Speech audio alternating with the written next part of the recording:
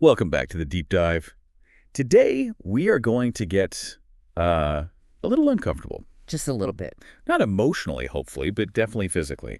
Because we are talking about a procedure that millions of people undergo every single year, usually while they're heavily sedated. Right. Which means they have absolutely no idea what is actually happening inside their own bodies while they're out. Exactly. It's a gap in our memory. You wake up in the recovery room, you're super groggy, you look for the doctor, and you ask, Are we starting? right, and the nurse just looks at you and says, we're already done. You're good to go. It is a classic medical scenario. It really is. But today, we are filling in that gap. We are talking about the EGD. Now, the full name is, well, it's a linguistic nightmare. Actually practice this. Esophagogastroduodenoscopy. Wow, good job. And that is exactly why everyone in the medical field just calls it an EGD. Or an upper endoscopy, right? Yeah, saves a lot of time and tongue cramps. Seriously. Yeah. And we have a really fascinating source for this today. We aren't just looking at, WebMD article or a patient pamphlet from the waiting room. No, we are looking at the actual training material for the people holding the scope. Yes. Specifically, we're pulling from a medical training video titled HCC 1475-12 EGD. It's from the YouTube channel of Dr. Gautamukala S. Raju. Which is fantastic because this is the nitty-gritty behind-the-scenes manual. It is, and that's what makes this deep dive so interesting for you listening. We get to actually see the decision-making process. The mission here is to kind of bridge that gap between the patient asleep on the table and the doctor maneuvering this high-tech snake. We really want to unpack the engineering, the strategy, and honestly the risks of sending a camera down into the dark corners of the human anatomy. It really is a journey into the dark. We're talking about the upper GI tract, so Yeah. the pharynx, esophagus, stomach, and duodenum. And Dr. Raju makes it clear right off the bat that this isn't just about taking pictures. Not at all. It's about a massive shift from simply diagnosing problems to actually fixing them from the inside out. And that's the big aha moment for a lot of people. The scope isn't just a camera, it is a full tool belt. A tool built on a wire. Exactly. But before we even get to the patient, the source material starts us off in a very specific place. The equipment room. The scope closet. Right, the scope storage room. And this is where the strategy actually begins. Because you might think, a scope is a scope. You just grab one off the wall and go. Yeah, that's what I assumed. But Dr. Raju explains that it's absolutely not a one-size-fits-all situation. So set the scene for us. What is the doctor looking at when they walk into that room? Imagine a wall of these long, black, flexible cables. They all have the same insertion length. So they can all reach the same distance down to the duodenum? Correct. But the thickness, meaning the insertion tube diameter, varies wildly. And this is the very first strategic trade-off the doctor has to make before they even walk into your room. Okay, so what's the baseline? What's the standard scope? The standard workhorse gastroscope has a diameter of about 10.9 millimeters. 10.9 millimeters. Okay, so that's roughly the thickness of like a AAA battery. Yeah. Or a very thick marker pen. Give or take, yeah. And inside that 10.9 millimeter tube, there is a working channel. Wait, what's the working channel? It's essentially a hollow tunnel running the length of the scope. In the standard scope, it's 2.8 millimeters wide. And that channel is crucial. It's the tunnel through which you pass your therapeutic tools. Like what kind of tools? Biopsy forceps to grab tissue, needles to inject medicine, clip appliers to stop bleeding. All of that has to fit down that 2.8 millimeter channel. Okay, but the source mentions there are much smaller options, right? Correct, smaller. There are ultra-slim scopes that go all the way down to 4.9 millimeters. 3.9, that is less than half the thickness of the standard one. It's incredibly thin. Okay, so here's my question. Mhm. Just thinking as a potential patient, if you have a 4.9 millimeter option, why in the world are you shoving a 10.9 millimeter tube down my throat? Why isn't the slim one just the default for everyone? It seems so much more comfortable. It is the logical pollen, but it comes down to physics and utility. That tiny 4.9 millimeter scope, it only has a working channel of 2.0 millimeters. Oh, wow. It's tiny. It is simply too small for the heavy-duty therapeutic tools. Oh, so you lose all your firepower. Exactly. If you go in with the slim scope and you find, say, a bleeding ulcer that needs to be clipped or a large polyp that needs to be snared, you physically cannot fit the equipment through that 2.0 millimeter channel. You'd just be stuck staring at it. You'd be stuck. You would have to pull the scope all the way out, maybe wake the patient up or sedate them longer, and start all over with the big scope. So choosing the big scope is basically the doctor saying, I anticipate a fight. In a way, yes. The standard scope gives you that therapeutic capability. The slim scope is strictly diagnostic, or it's used for very specific anatomical challenges. The source mentioned strictures as a reason to go small, Right. If a patient has a severe narrowing of the esophagus, like from scar tissue. scar tissue, or maybe a large tumor, the big 10.9 millimeter scope literally will not fit. It would act like a cork in a bottle. Oh, that sounds awful. It's dangerous. So you use the ultra slim scope just to sneak past the blockage, almost like a scout, just to see what is happening on the other side. So the hardware choice is literally a bet on what they think they're going to find. That is fascinating. It's tailored medicine before they even touch you. Precisely. Okay, so let's talk about the journey itself. The source outlines the path. Mouth, pharynx, esophagus, stomach, and all the way to the duodenum. But the big takeaway for me was the reason for the journey. Dr. Raju breaks this down into two massive categories. Right. Screening versus diagnostic. Which you call the difference between looking for trouble and trouble finding you. I like to think of it that way, yeah. Screening is the looking for trouble part. These are people who feel completely fine. So they have no symptoms. Correct. Asymptomatic patients who fit a high-risk profile. The goal is trying to interrupt a disease process before it becomes fatal. And the source highlights 3 specific screening scenarios that I think really define the modern use of the EGD. Let's start with the first one, Barrett's esophagus. I feel like I hear about this in pharmaceutical commercials all the time, but I never really knew what it actually looked like inside. Yeah. It's a cellular change, and the source lists the patient profile vividly. Usually men over the age of 50, obese, white, history of smoking or alcohol use, It's and a big key, right? yeah, chronic acid reflux or GERD. So just years and years of heartburn. Years of acid washing up from the stomach into the esophagus. Now, the esophagus isn't built for acid, the stomach is. So over time, the cells in the lower esophagus essentially say, we can't survive this environment. And they mutate.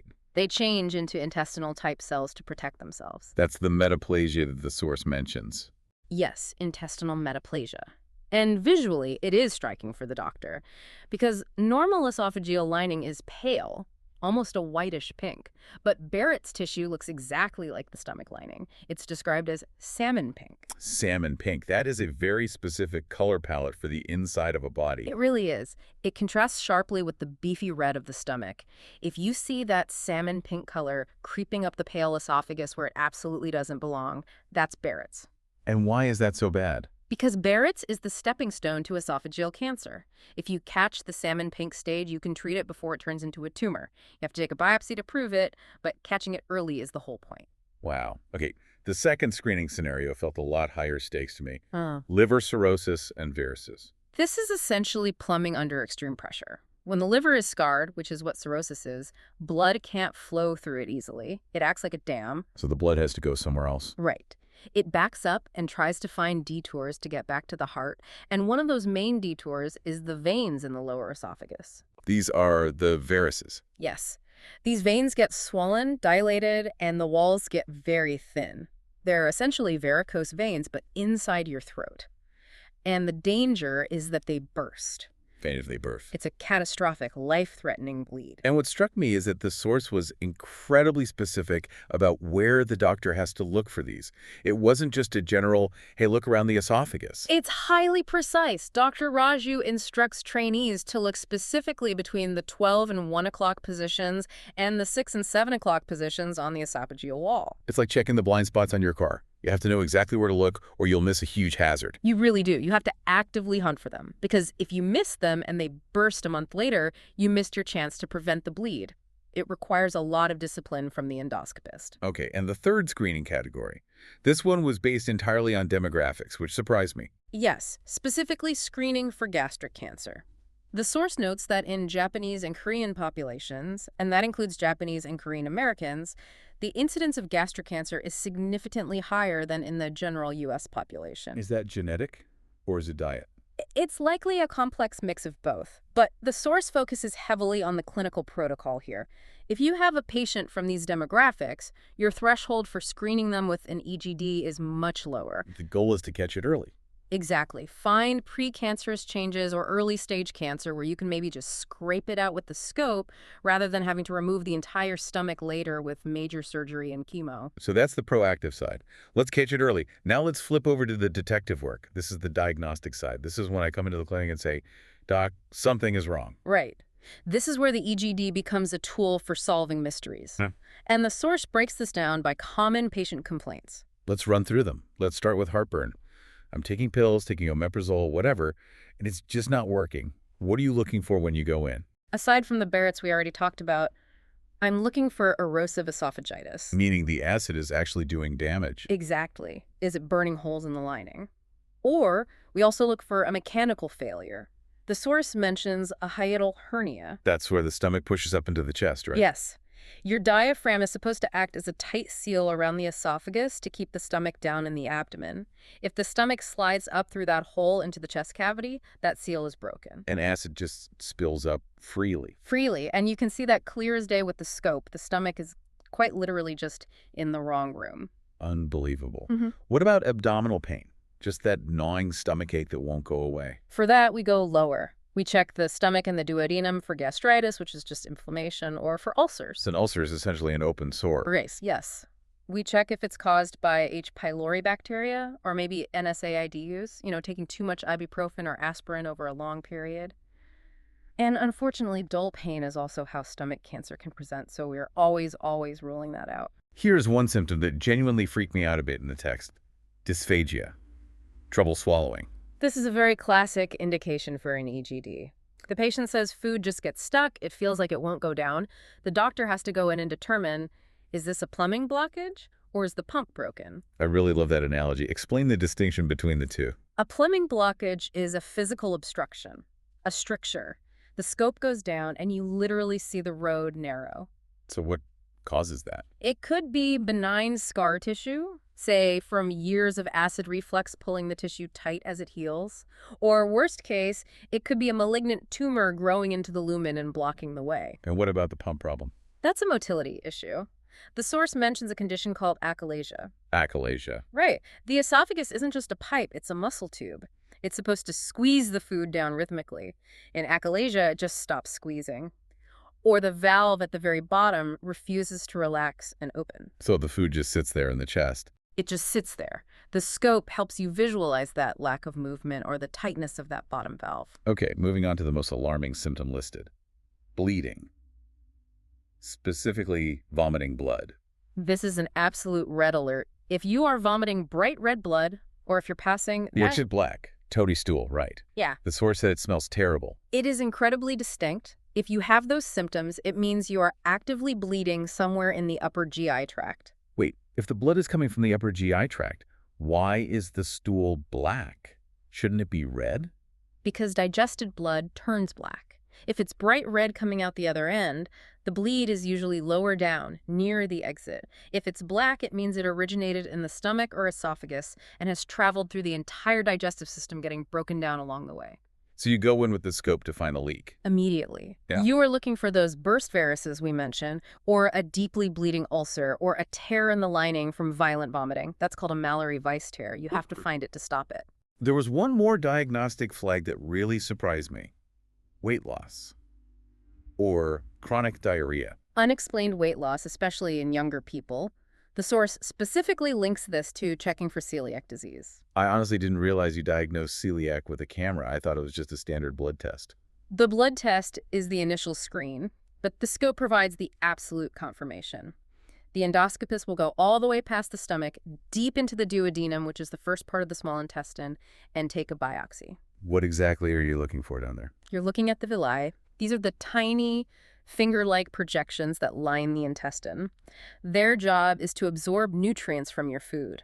In celiac disease, the body's immune system attacks them when you eat gluten and they get completely flattened out. Oh, so if you have flat villi. You can't absorb your food. It just passes right through, hence the diarrhea and the weight loss. That makes perfect sense. So we've scouted, we've investigated. Now we get to the part that really validates that whole engineering marvel claim, the fix. The therapeutic interventions. This is where that 2.8 millimeter channel in the standard scope becomes the star of the show. Dr. Raju details a toolkit that honestly sounds like something out of a sci-fi novel to me. Let's go back to those varices, the ticking time bomb veins in the esophagus. How do you fix that through a tiny tube? The technique is called band ligation. Imagine the very tip of the scope has a little clear suction cap on it. And loaded onto that cap is a stretched out rubber band. Okay, I'm picturing it. You drive the scope down, you approach the swollen, dangerous vein, you apply suction to pull the vein up inside the cap. Then you fire a trigger mechanism on the handle, and it snaps that rubber band tightly around the base of the vein. Like putting a ponytail holder on a bunch of hair. Exactly like that. Or, if you want a more resting analogy, it's like castrating a bull. Oh, wow. Okay. You are physically strangling the tissue, the blood supply is cut off instantly, the vein shrivels up, dies, and eventually falls off, leaving just a tiny flat scar. Boom, no more bleeding risk. That is incredible precision from 2 feet away. What about a bleeding ulcer in the stomach? Because you obviously can't rubber band a flat hole in the stomach wall. No, you can't. For that, you might use cautery, which is passing a wire down the channel to deliver thermal heat to burn the blood vessel shut. Or, the source heavily mentions hemoclips. Hemoclips, like staples. Basically, they are tiny metal clips that look like little jaws. You deploy them through the scope to physically pinch the bleeding vessel closed. And for the strictures, if the road is too narrow because of scar tissue? We use balloon dilation. You pass a long, deflated balloon through the scope into the narrow spot. Then, using a gauge on the outside, you inflate it with water to a very specific pressure, usually measured in atmosphere. To force it open. Yes, to physically crack the rigid scar tissue and stretch the esophagus open so food can pass again. But if it's cancer blocking the way, a balloon isn't going to keep a growing tumor away for very long. No. For malignant strictures, they can insert a stent. It's a woven wire mesh tube. It comes condensed down very small on a delivery catheter. You slide it right through the blockage, deploy it, and it springs open. Pushing the tumor back? Exactly. It holds the lumen open. Now, it's palliative, it doesn't cure the cancer, but it allows the patient to comfortably swallow their saliva and actually eat food. It really changes the way you view the entire procedure. It's not just observation, it's actual construction work inside the body. It is. And sometimes it's literally a lifeline. The source mentions placing gastrostomy tubes, or PEG tubes. What's that used for? If a patient can't swallow at all, maybe due to a severe stroke or head and neck cancer, the doctor uses the scope inside the stomach to shine a bright light through the abdominal wall.